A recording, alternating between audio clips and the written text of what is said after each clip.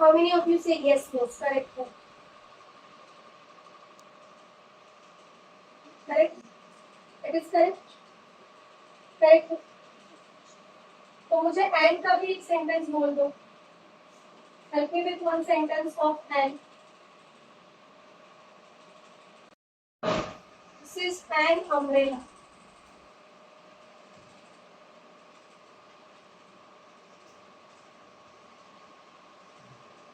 Correct? Is it so? So where to use the vowel sound?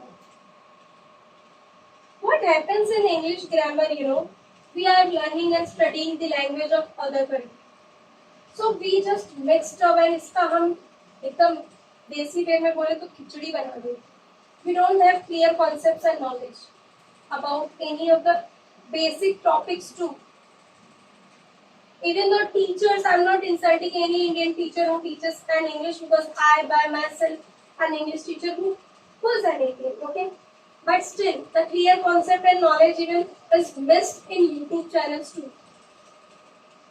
आप कोई भी topic डालो 10 तरह के वीडियोस आते हैं, समझ में नहीं आता कहाँ पे क्या इम्प्लीमेंट करें. So here the knowledge which we are going to take in today's lecture will be unforgettable for you. ये vowel sound and this sound से वर्क नहीं करता है. Where is the duster, wipe or anything? नहीं. हाँ ठीक आप कीजिए. यही करना पड़ेगा, बाद में नाइट वॉश करते हैं. देखो, use of a and the का मतलब होता है, अगर मैं सिर्फ आ लिखूं, अ का मतलब होता है उनमें से कोई एक या इनमें से कोई एक. कैसे वर्क करता है लेती हूँ. उनमें से कोई एक या इनमें से कोई एक.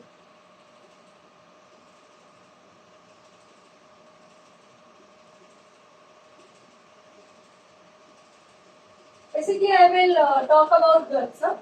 What's your name? Swara. I am telling that Swara is a very good girl. Yeah, Swara is a good girl. What did I say? Swara is a good girl. यहाँ पे सिर्फ स्वरा ही है क्या एक लड़की? बहुत सारी लड़कियां है ना. सारे में से मैंने किसको पॉइंट आउट किया? सब में से इनमें से कोई एक चूज किया. आई चूज स्वर और मैंने कहा स्वरा इज अ गुड गर्ल. मतलब बहुत सारे ऑप्शंस में से choosing any one and I choose one girl and I said she is a brilliant girl. क्यों? शिव अकेला ही एक गाय है या लड़का है? गाय भैंस और guy means a boy. Boys के लिए बॉडी यूज होता है गाय. ठीक. तो is he only over there? Aman भी तो है. ये भी अमन ही है. अमन है, अथर्व है, नित्यानंद है, और भी तो लड़के. क्यों Shiv is only good boy? Because उनमें से कोई एक. सिंपल सी बात है. Correct? Is there anything to be misunderstood? I want a blue dress. I want a blue dress. Dresses तो बहुत सारी हैं. सही बात है कि नहीं? I want a blue dress. Dresses तो बहुत सारी है, लेकिन मुझे जो चाहिए वो कौन सी है? Blue. मतलब इतनी सारी चीजों में से what do I want? I visited a zoo. Zoo तो बहुत सारे हैं, मतलब विजिट करने के लिए तो बहुत सारी जगह है. मैंने क्या चूज किया विजिट करने के लिए? खाने के लिए बहुत सारे ऑप्शंस है. But what did I choose to eat? I had a sandwich. खाने के लिए बहुत सारे ऑप्शंस थे, but what did I choose to take? Sandwich. Simple. बहुत सारी चीजों में से कोई एक. Actually and basically and technically जो भी आप समझो, it stands for singular.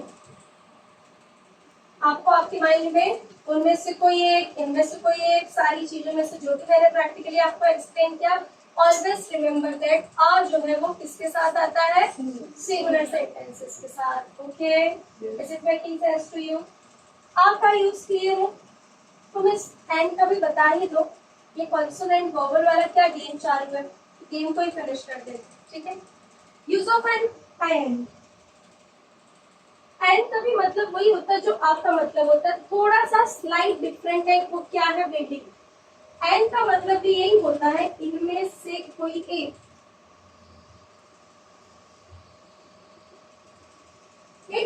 also stands for singular sentences. मसला क्या है ना, क्या है मतलब कंफ्यूज करना चाहती हो आप। हम लोग अपना पुराना नॉलेज नहीं यूज करें, पहले ही ठीक था, ये नहीं बताना चाहिए था कि दोनों सेम है, दोनों सेम। जैसे कि if I have to tell I am an owner of this classes, वो तो मैं हूँ, ठीक है। Sentence I said I am an owner of this classes. Owner तो मैं हूँ, बहुत सारे लोग हैं ना यहाँ पे, ओनर कौन है यहाँ पे? ओनली आप सब में से who is the owner? Me. मेरे सेंटर माइंड में क्लिक हुआ तो I thought to introduce to you. अब यहाँ पे अगर मैं अ लिख दूं तो ये सही है, और अगर गलत है तो क्यों गलत है? I am owner of this classes, क्या गलत है इसमें? What is wrong? कुछ भी नहीं।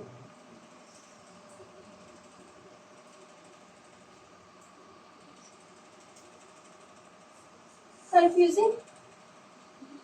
तो व्हाट रिप्लाई कीजिए देन। यस, दोनों सेम होता है, अ भी सेम होता है, एन भी सेम होता है, जस्ट एन का यूज जो है वो वोवल के अकॉर्डिंग चेंज हुआ। यहाँ पे देखो हमने जितने भी कॉन्सोनेंट्स क्या है, और यहाँ पे अगर वोवल आ गया तो आपको आप की जगह को एन कर देना। That's it, it is dash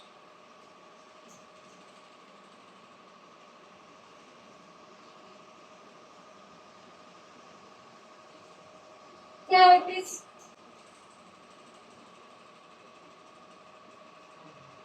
what am I supposed to write? It is automatic. आएगा कि एन आएगा? An आएगा। एन आएगा, क्यों? क्योंकि यहाँ पे कोई starting from it is vowels, किससे स्टार्ट हो रहा है? वोवल से। तो आपको अ और एन का जो डिफरेंस है वो पता चला। एक्चुअली डिफरेंस कुछ नहीं है, the only thing that you have to take care of consonant and vowel, दोनों का मीनिंग सेम है। I am an educated person, I am an educated person। Speaking में भी आपको अ और एन का ध्यान देना पड़ता है।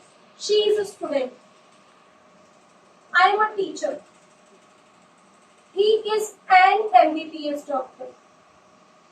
MBBS के साथ an suspicious sound matters most.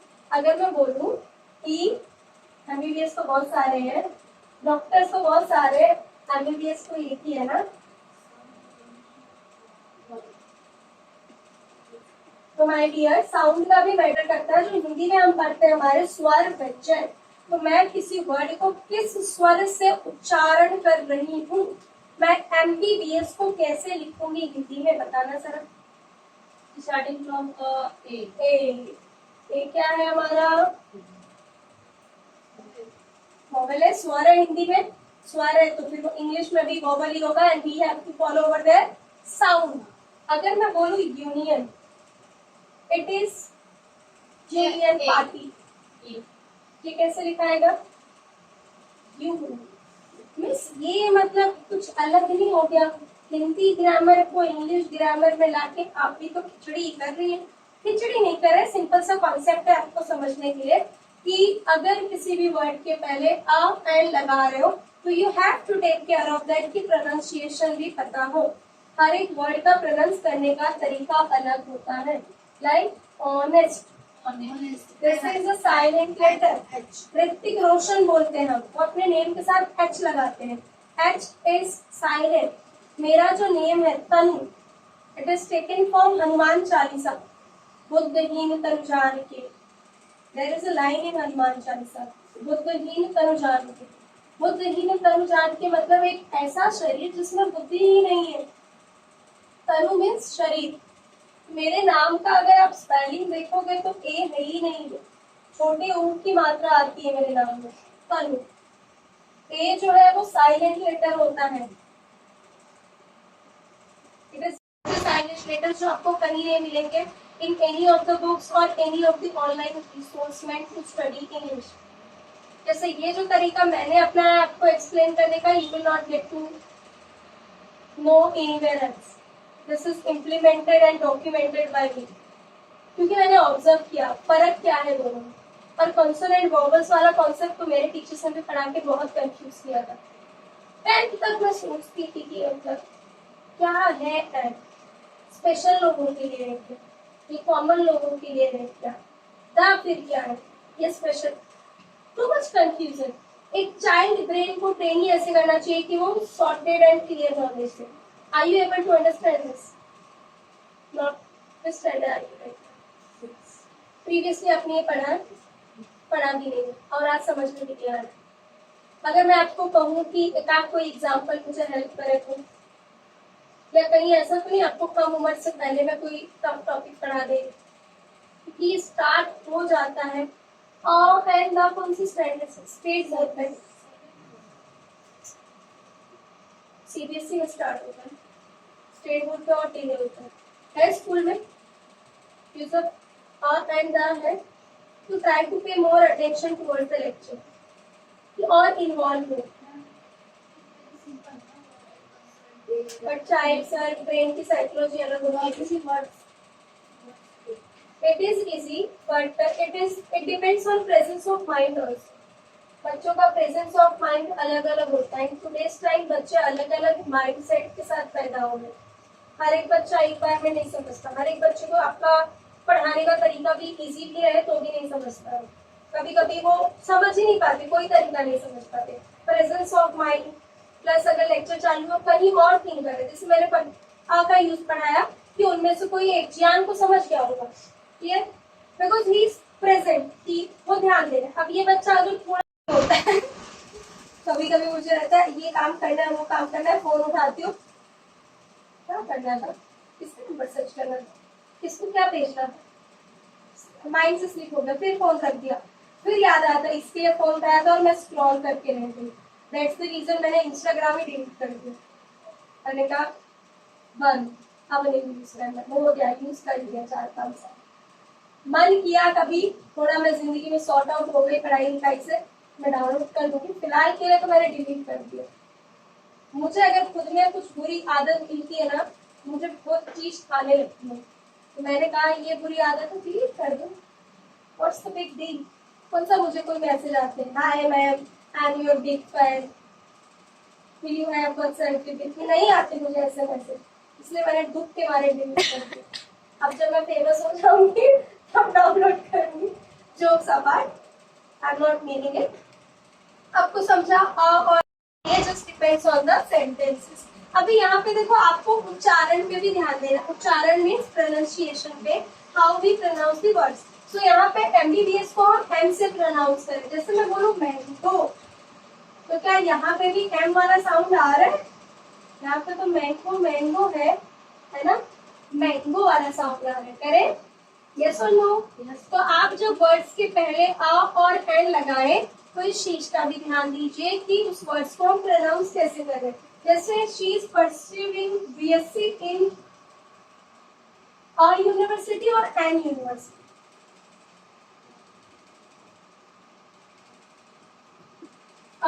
क्योंकि इसका प्रोनाउंसिएशन क्या है, वाई से, और इसकी जगह पे रिप्लेसमेंट पे और कोई वर्ड बताओ।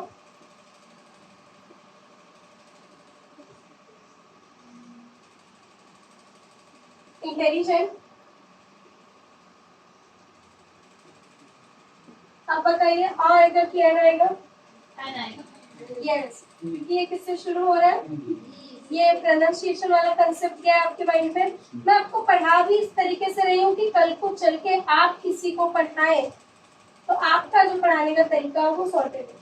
मेरा अगर पढ़ाने का तरीका आपको नहीं समझ में आ रहा है तो mark my words, and return your fees also, whatever you would have paid to me।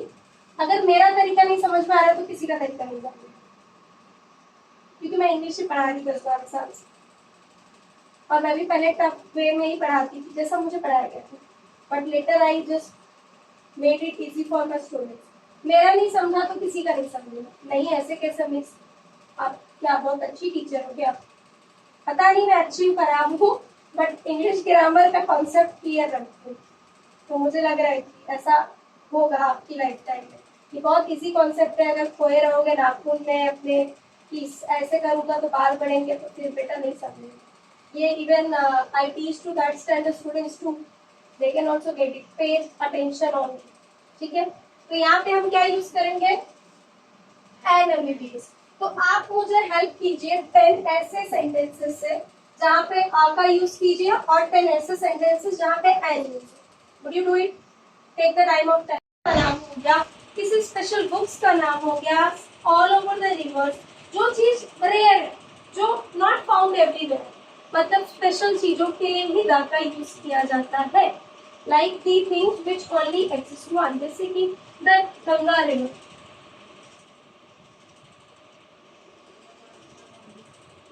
Yes, Holi river. The Ganga river is a Holi river. अब यहाँ पे आपने द का यूज तो किया ही है, क्योंकि गंगा जैसी कोई और नदी पूरे अर्थ पे पाई ही नहीं जाती है। Ganga river is the only river which is the more proudest things for our country. हम प्राउडली कह सकते हैं कि हमारे देश में एक ऐसी नदी बहती है जो पूरी तरीके से प्योर है, out of all impurities. But अभी हमने उसको पूरी अपने, बोलते हैं ना कि हमने इतनी गंदगी कर दी है हमारे पवित्र और एक ऐसी नदी में कि वी कांट इवन, मतलब हाफ बर्न बॉडीज भी डाल देते हैं उसमें, गंगा रिवर में कुछ भी डाल देते हैं। When I visited a Ganga river, I can't tell you what are the objects and things which I saw into it. Human body waste to flowing above the water. I hope you get what I mean by human body waste. Half burnt bodies. ये हमने किया है Ganga river के साथ। ये थोड़ा सा knowledge personal emotional होकर मैं बता रही हूँ। Ganga river is proudest thing not only for Hindus but Muslims as well. वो खुद भी गंगा का पानी लेते हैं, वो पानी में कभी कीड़े नहीं पड़ते। मेरे घर पे लाके रखा है महाकुंभ का पानी, एज इट इज। मैं कभी टीका लगाती हूँ, पूजा करती हूँ, तो उसी पानी से एंड अप्लाई, वो 2 दिन तक जाता ही नहीं है, no matter how hard you wash. It is that quality of water है चीजें, बट पवित्र तो एक ही नदी है, दैट इज गंगा। अब नदियां तो बहुत सारी हैं, but Ganga is a Holi river. हमने द का भी यूज सीख लिया और उसी में भी लर्न की यूज ऑफ और यही अगर इसके पहले वाला जो होली की जगह कोई ऐसा वर्ड लिखा होता जो वर्बल्स होता तो हम से क्या लगा देते? सिंपल सी बात है, वर्बल कॉन्सोनेंट वाला ये कॉन्सेप्ट है। एंड का कोई डिफरेंट मीनिंग नहीं है ना ऐसे। ओके, और जैसे मैं किसी मैगजीन की बात करूं, किसी अलग बुक की बात करूं, मैं किसी स्पेसिफिकली मूवी की बात करूं, so everywhere we are going to use the.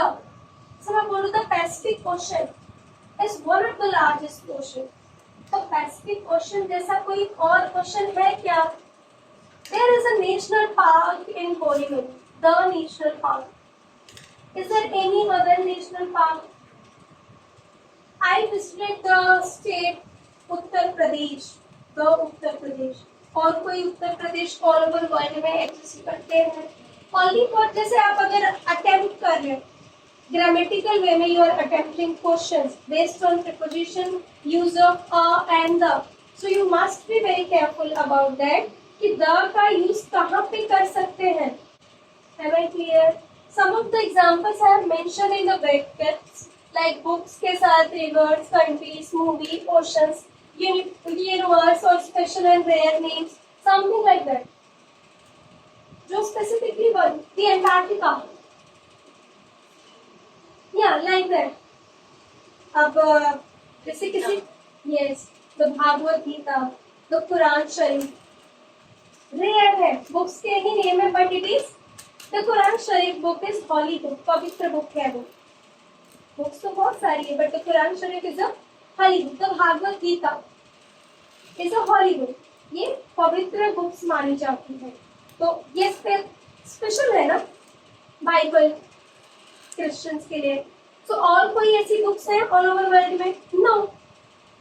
तो जो जितनी भी बुक्स हैं जितने भी कंट्रीज है, with everything you are gonna use the. कुछ आपके ब्रेन में कंफ्यूजन या कुछ है? No, sorted out. Yes Vishnu. Special and rare names can be of anything, objects. जैसे नेम के साथ द नहीं आना चाहिए, बट बाबू अगर मैं बात करूं महात्मा गांधी की, उनके जैसा दूसरा कोई हुआ है? Is there anybody else who born like him and did miracles like him? So what are you supposed to use with him? The Mahatma Gandhi, the Prime Minister, the Subhash Chandra Bose. ये हो गया special and rare. और किसी चीज, जैसे कोई चीज है नेचर में या फॉरेस्ट में बहुत रेयर पाई जाती है, there is no any other, so with that also you are going to use the. ठीक है, कोई परफ्यूम के बारे में भी ये चीज हो सकती है जो रेयर हो, not found everywhere, so there also you are going to use the special and rare thing. That's why I mentioned, क्योंकि लिखेंगे तो बहुत अच्छा खासा चार्ट चला जाएगा इससे। So here we have to use our common sense. What could be rare and special? Done. So today we learned the use of a and the. Do you have any kind of doubts to encounter with me?